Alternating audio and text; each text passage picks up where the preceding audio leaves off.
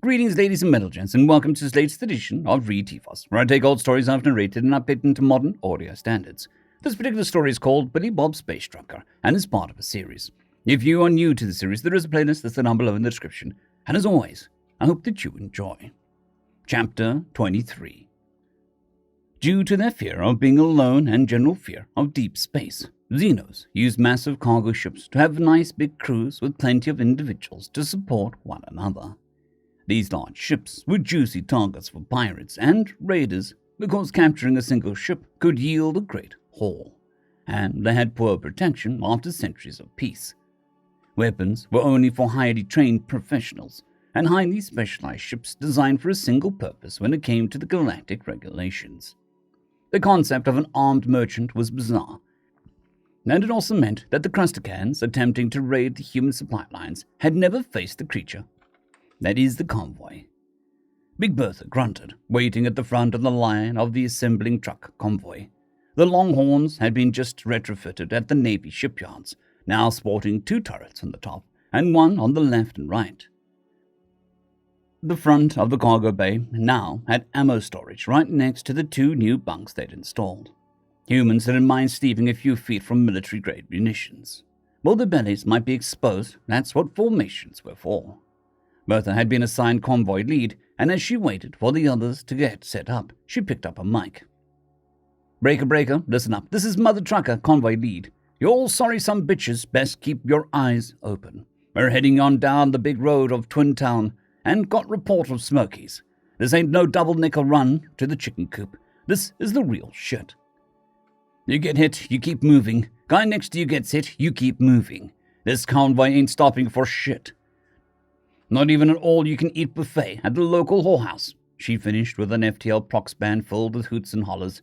Now, sound off. Green Goat, ready to roll. Fat Freddy, set to run. Flying Snorlax, set and ready. Evil Pony, angry and prepping. Flying Pig, good to squeal. Wild Stallion, ready to ride. Who the fuck is this guy? Wild Stallion, Christ. Who let the new kid play with the big boys? Feck you, I'm Wild Stallion. Bertha barked on her mic. Shout at you lot. Rookie, you don't get a name till your first run is over. So, you're rookie. There was a grumbling on the mic for a minute. Keep the sound off going. Who's back there with the rookie? Black Rose. Howdy, boys. Crap. Really? What a lucky feck gets to stare at your ass? Queer steer bringing up the rear. Got to tell you, I'm more interested in the rookie. There was laughter over the prox band, aside from the rook, who was grumbled. Last and not least, Paco Taco. Gotta give Chew some diversity. Hey, I'm pretty diverse, said Black Rose. Yeah. Chew, take the shock up a flip upside down. There was laughter at that. Let's make sure this is a short ride. I don't know. I don't mind riding the rook's ass for a while, said Steer, to more laughter as the rookie spoke up. You stay away from my ass, damn it. Stow it, rookie. Time to get the convoy moving, ordered Mother Trucker. They were leaving a supply depot, loaded with munitions, food, and other assorted war supplies, heading to a frontline base on the planet of Gemini, so named because it orbited a binary star system. It made for some interesting weather on the planet, but the system was an strategic location. Since right now the war was limited to humans, Libertonians, and the Crusticans, the humans hadn't shut off the FTL gates in enemy territory. They wanted to save that little trick till they were ready to make the most of it. The convoy wouldn't be attacked while in FTL, but they had to drop out of the lane they were using, cross a patch of space through a dead system, and get onto another route. That was the most likely time that they'd get hit. The Longhorns were spaced out, with 1 row above 1 below. Their unprotected undersides facing one another, so they could cover all the approaches with their turrets. As they got rolling down the FTL lane, the prox band was full of chatter, bullshitting about this or that to pass the time. But 8 hours into their run, they had to drop out of the lane and head through the dead system. All right, children, keep your formation while we drive through the woods, and we'll be just fine. Most of the truckers had been through military service before, but only a few of them had actually seen combat. Even so, they followed Mother Trucker, the gunners in their turrets slowly scanning the space around them. It was another 3 hours to cross the system, and it was quiet since they didn't want anyone to be distracted with banter. The system had 3 planets, a hot Jupiter and 2 barren rocks of nothing interesting, all orbiting a yellow star. They were passing by a second barren rock when the rookie burst out on the prox band. "Smokies, 9 o'clock!" The turret swiveled and began to belch fire. Humanity might be fighting amongst the stars with Xenos and traveling in spaceships, and at times moving faster than light. But a 50 cal was still a mean weapon, and when you linked 2 into a turret and let loose, it made for quite the show, especially when you had a whole convoy worth. The tracer rounds arced out as they began to fire on the approaching crab ships. They were warships and fighters, made for war, tested in battle against other Xenos. The pilots were veterans of dozens of combat flights. They'd expected to utterly destroy the merchant vessels. The Longhorn convoy lit them up. Crustacan ships exploded and swerved away from the massive hail of bullets, swarming over the Longhorns only to be brought into sights of the gunners on the other side. The truckers took hits as energy weapons slammed into their hulls, burning away pieces of hull. But instead of the explosive decompression the crabs expected, they just kept on trucking. In preparation, they vented the atmosphere and each trucker was wearing a pressure suit. The crates were all sealed and stowed, and the gravity held, so the gunners got better view of space. But they weren't fazed by the holes in their hulls. As the gravity on the ships held and the shell casings rained into the main hold, the sound of the bright metal bouncing on the floor of the cargo hold muted in the lack of atmosphere. The gunners might have to wade through a sea of spent casings if this held up. Finally, the crabs broke, running back to the far side of the rock they'd hid behind. "This is Mother Trucker. We all still trucking?" She heard the chorus of various ways to say yes. "Keep frosty. We ain't out of this yet." As they kept moving, they were passing the hot Jupiter, when the rook called out again, 2 o'clock. The gunners turned, and the firing began again. Parker broke the calm silence. "It's a shame Big Bomber can't have fun with us. He'd love this." "Who's Big Bomber?" the rook asked as the rest of the convoy all shouted out in the same prox band at the same time. "Billy Bob, Space Trucker." They were staring at the cargo port on the edge of the forest. The Xenos wanted to keep the cargo and freight as far away from the big pretty cities as possible, so it was way out in the boonies. That suited the Archangels just fine. Billy Bob had met Sergeant White and Ivanovich, but since Cull had put her helmet back on, they all looked identical to him anyway. The cargo port stretched out in front of them, simply massive in scale. This was an important Xeno world, after all. They got all sorts of shipments every day. That meant there were a large number of Atlas transports scattered about, being loaded up from various large warehouses. The port is walled off, and they have a tower every so often, but it looks like security is pretty loose. We can kill those gate guards and blow through the gate, or knock down that patch of wall there. Not sure what's in that building behind it, but I doubt that we'll have much resistance from the Xenos inside. Then we'd face a bit more resistance around the central building, most likely. Even so, I'm confident that we could get through whatever they've got and take that Atlas that's being unloaded and get out of here. But of course, that's only after Cull and Ivan scale that tower on the southern end and destroy that comm tower before we start. Billy Bob listened to Sergeant White lay out the plan as Captain Crunch nodded. "Sounds like a solid plan, Sergeant." "What about just walking in there?" Billy Bob asked as Emily and the Archangels looked back at him. Then he pointed at the gatehouse leading into the walled-off port. "Those space poodles were incredibly easy to bullshit. How do you think I got to a super nice parking in the museum?" "What are you proposing?" the captain asked. "Simple. You just bullcrap your way into the port and bullcrap your way onto the Atlas. Don't tell me you guys have never bullcrapped your way into something like that." The Archangel stared at him. "Really? How do you guys normally get into secure places you aren't supposed to go?" They said at him. "Right. You killed everyone. Stupid question."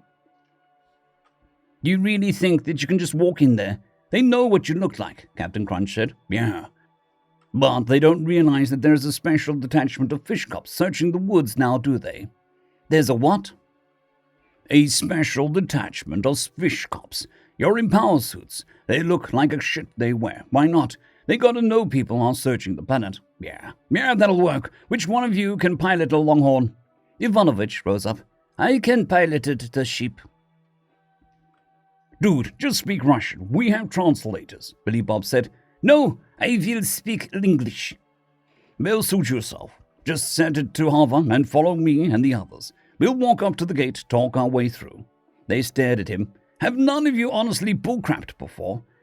It's all about confidence and just talking through it. Don't get too deep into some lies, but don't be too generic. Talk as if you're supposed to be there, and this is perfectly normal. I'm rather surprised to say this, but maybe this would be better if I let you take one of our suits, Captain Crunch said. I don't know anything about parasuits. You get in, turn them on, and start walking around. You sync the external speakers to your implant so that you can tell it to broadcast or not. And that's about all you need to know. There's very rigorous training for us, obviously, but if you're just walking around, you should be okay. Try not to pick up anything or touch anything, because you're way stronger in one than you normally. Billy Bob thought it over. Well, you don't have a spare. Which one would I take? The Archangels turned and looked around at each other. No one volunteered, but it was really up to the captain anyway. There was a slow sigh before Captain Crunch spoke up. You can have mine. My main purpose is to lead these sad sacks anyway, which I can do from the Longhorn. But if you die in my suit and make a mess of it, I am not going to be happy with you. Promise I'll do my best not to die in your suit. Don't do your best. Get it done. Sounds just like my mother before baseball game. Jesus. Back in high school, our team was playing our longtime rivals to be state champs. This pain-in-the-ass Chuck Jackson has been knocking balls over the fence against me all year. Wait, as in Chuck Jackson from the Yankees, more like the Bankies, but yes, that's Chuck. At the start of the series, my mum told me if we lost, I couldn't come home. I'm not sure if she meant that night, or ever, but I didn't want to find out either way. Anyway, he came up to the plate the first time, and you know what I did? You struck him out, ventured Kel. Fuck no, I hit him in the ankle. It was a great pitch, looked like it was just broke wrong, and he didn't get out of the way. Bam! Right in the ankle, on his first at-bat. He was out of the whole series after that, and no one was the wiser since I didn't do that sort of thing normally. And I got it up to a full count before I did it. There were some grumbles, but Anyways, long story short, gave up the base and won the series in 4. He probably could have played, but he wasn't willing to risk his college scholarship over a high school game, even if it was to be state champs. So, what is the point of the story again? The captain asked. Just saying that when I care enough about something, I always get the job done. Well, that, and I am a state champ. 'Cause you played dirty, Sergeant Sampson grunted. Yep, 'cause I am a winner. Sampson scoffed, but Church cut him off. Dirty pitch or not, I still expect you to not dye my damn suit. Understand, Lieutenant? Yes, sir, Billy Bob muttered.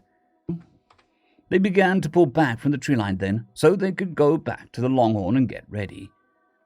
They had already cleaned up the campsite, and with his plan, the beauty was that they could just walk up on the front gate. So all he needed to do was get Crunch's suit. Emily's power suit was face down in the back of the cargo bay, along with Stomper. Billy Bob had made sure to play with the Space Fox for a bit before putting him back in there. He was standing next to Captain Crunch when the Archangel pointed to the crate. Why do you have a crate with paper and rainbow rocks on it? Billy Bob began to laugh at that, shaking his head. Those are turds. What? Stomper, he shits rainbow turds. You've got to be kidding me. How else do you think they got in here? I honestly have no idea. I have noticed that keeps happening on this mission.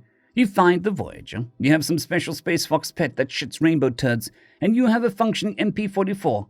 I'm not sure anything would surprise me at this point. Oh, that reminds me. I need to get the golden record. He walked over to Emily's power suit and tried to see if he could open the hatch from the outside, but then noticed the crate next to it that he hadn't put there. Opening it up, he found the record inside and smiled, sealing it back up before lifting it and carrying it down to the stowaway closer to the front. Then he stopped as he saw a woman standing next to the power suit. She was blonde, with her hair pulled back very tight in a tight bun, very athletic and toned from the looks of it. She was wearing her dress uniform, and for some reason it took him a moment to notice her name tag and rank tabs. Captain Crunch? You're expecting a short fat man with a moustache? Kinda? Yes, I'm Captain Crunch. Her voice was very different outside the suit. You guys all wear your dress uniforms and those things? No. He waited for a moment, but none came, so he just nodded. Okay. Well, I don't think I'll fit. It's one size fits all. Did you think that the lowest bidder would make customized suits? I guess I should have known better. Billy Bob stowed the crate, and then walked to the back of the suit and looked at the opening hatch up around the shoulders. Inside he could see some padding, and in general it looked more than big enough. But as he looked at the small hatch around the shoulders, he looked back at her. How do I get in? You grab the shoulders and jump in, slide your feet in, then you should slide right into place. He stared at her while she remembered that he was still limping around. He's sore all over and had recently had his arm cut off. Right. It took them a few minutes, but they made a platform out of a few crates, and he climbed onto it as she held it in place. He sat on the edge of the top one and carefully lowered himself down a bit before pushing off and dropping down. Since he wasn't used to the steep angle of the drop, he leaned back too far and cursed as he tried to grab the suit, while she stopped him from falling out backwards. He was sort of stuck, halfway in, halfway out, arms up. Is this something that happens in training a lot? Not really, no. Thanks. Don't save my pride for nothing. He wriggled and she kept his back up until he could scoot down a bit and then slide the rest of the way in. Once he was in, the padding adjusted around him, and the hatch was shut by the captain. The screen lit up in front of him as a bunch of data spiked in his implant. Do I want to run the tutorial? God, no. Cancel. You ran the tutorial, didn't you? I figured escaping out would clear it up. It defaulted to on. God damn it. Try cancelling it. It's installing some updates. How the feck would it know to do that? I just got out of it. How does it need an update? We're on a hostile planet. It's not supposed to do that. Since I'm a new user, the settings were set to default, apparently. Cancel it. As a new user, I do not have the admin access. Please contact sysadmin. Jesus Christ. How long is the update? It's alternating between 5 minutes and 3 days. There was a heavy sigh from outside the suit as Captain Crunch activated his secondary comms. Boys, the suit is making him run the tutorial, and he can't get out of it. Take it easy. This might be a few hours. Wait, hey, did you guys know that putting admin into the password works? There was a pause for a moment. The highest tech power suits that humanity has made, the current pinnacle of our military design and engineering process, the very things that give us the ability to fight on unprecedented levels, full of all kinds of military intel and implements of war, and they didn't check to see if you could use the admin to get full access. Captain behind him sighed. You said you wouldn't be surprised by anything else on this mission. I'm not. I'm really not surprised at all. It's perfectly typical. I just had to take a moment to let that sink in before my anger and disappointment could coalesce. Cancelled the update, but I still have to run through the tutorial. You might want to back up. I don't know where this thing is going to take me. Crunch backed away as he very stiffly turned around, walking as if he were doing a robot out the back of his longhorn. Once he was outside, he could see the other Archangel standing around and watching him. I've never run the tutorial. I wonder what it's like. It's awful. Oh, it wants me to jump. Wait. Crunch couldn't warn him before he leapt forward, smacking into a tree, shaking the trunk as he fell to the ground on his back. Ow! You're way stronger than you're supposed to be, and you're on a low-grav planet. You need to think about these things. He wiggled around on his back like a turtle until he could roll over enough to get to his side and push himself up. You'll get less stiff as you get used to it. Yeah. I need to just figure out how to dance in this. If I could dance, then I'd just start figuring it out. Let's see what this, hello? It still has some of Captain Crunch's music on here. What's this? Workout mix? The other Archangel saw Captain get a deer in the headlights look for a minute before she started pounding on the back of the suit. Billy Bob, you stop right there. Don't you dare. This is a direct order, Lieutenant. Sorry, sir, there's some trouble with the audio equipment. Did you say to start playing the music? Emily couldn't figure it out as the song started and the other Archangels began to laugh while Billy Bob started to gyrate his hips and move his arms in a strange dance. She tried to listen to the lyrics to see if that gave her any clue, but she had no idea what a mock arena had to do with anything. Captain Crunch was glaring at his soldiers as he danced, however. And so ends another chapter in the adventures of Billy Bob Space Trucker. I would like to thank our T5 members and patrons, Casper Arnholtz, Jon Creighton, Vidmori, 050, Dragzoon W.R.E, and Elijah Silvercross. Thank you very much.